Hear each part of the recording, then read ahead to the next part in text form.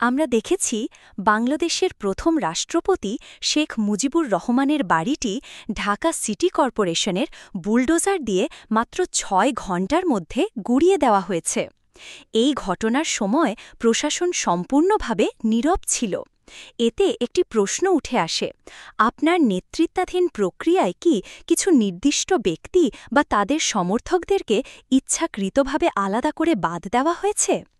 এই প্রেক্ষাপটে জানতে চাই, আপনি বাংলাদেশকে কিভাবে সংস্কারের পথে এগিয়ে নিতে চান, কিংবা জাতীয় ঐক্য প্রতিষ্ঠার জন্য কী ধরনের পরিকল্পনা করছেন? আপনি কি শুধু নির্দিষ্ট দল বা ব্যক্তিদের বাদ দিয়ে বাকিদের নিয়ে কাজ করছেন? এখানে অনেক প্রশ্ন একসাথে এসেছে, অনেক বিষয় একত্রে এসেছে, যেগুলো একসাথে সামলানো আমাদের পক্ষে তখন সম্ভব হয়নি। এটা একটা কঠিন সময় ছিল। আমরা একটা পর্যায়ের ভেতর দিয়ে গিয়েছি। এখন পরিস্থিতি কিছুটা শান্ত হয়েছে, শৃঙ্খলায় ফিরেছে। এখন আমরা এসব বিষয় নিয়ে কাজ করছি। দেশে শৃঙ্খলা ফিরিয়ে আনা আমাদের জন্য বিশাল একটা চ্যালেঞ্জ ছিল, কারণ আমরা যে পুলিশ বাহিনী পেয়েছিলাম তারাই একদিন আগে শিশুদের ওপর গুলি চালিয়েছে, আর পরদিন হঠাৎই তারা এসে বলে রাস্তা পরিষ্কার করো, চলে যাও। মানুষ বলে তুমি তো আমার ভাইকে মেরে ফেলেছো, আমার সন্তানকে মেরে ফেলেছো, আমার বোনকে মেরে ফেলেছো, আর এখন বলছো কি করব? এমন পরিস্থিতিতে মানুষ ভয় পায়, কেউ রাস্তায় যেতে চায় না। একটা অচলাবস্থার সৃষ্টি হয়েছিল।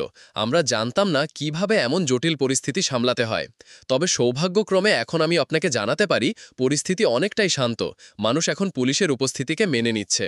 যারা বাংলাদেশে ভয়ঙ্কর কাজগুলোর সঙ্গে জড়িত ছিল তাদের শনাক্ত করে সেবা বা বাহিনী থেকে সরিয়ে দেওয়া হয়েছে এবং তাদের বিচার করা হবে। বিচার একটি অত্যন্ত গুরুত্বপূর্ণ বিষয়।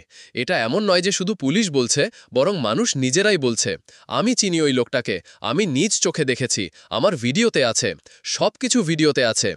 বাংলাদেশে যা ঘটেছে প্রতিটি ঘটনাই যেন উন্মুক্তভাবে ভিডিও হয়েছে।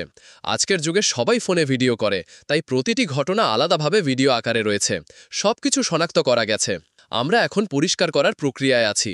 আমরা বলছি না যে আমরা সরকার হিসাবে সব সমস্যার সমাধান করে ফেলেছি, তবে আমরা এখন এমন একটি পুলিশ বাহিনী গড়ে তুলেছি যারা দেশে আইনশৃঙ্খলা ফিরিয়ে আনতে সক্ষম।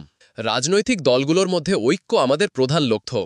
আমরা সবাই একসাথে বসছি, আলোচনা করছি, জুলাই চার্টার তৈরির চেষ্টা করছি। সব রাজনৈতিক দলকে এক জায়গায় বসানো সহজ কাজ নয়, অনেক বিতর্কও হচ্ছে, কিন্তু আমরা তা করছি।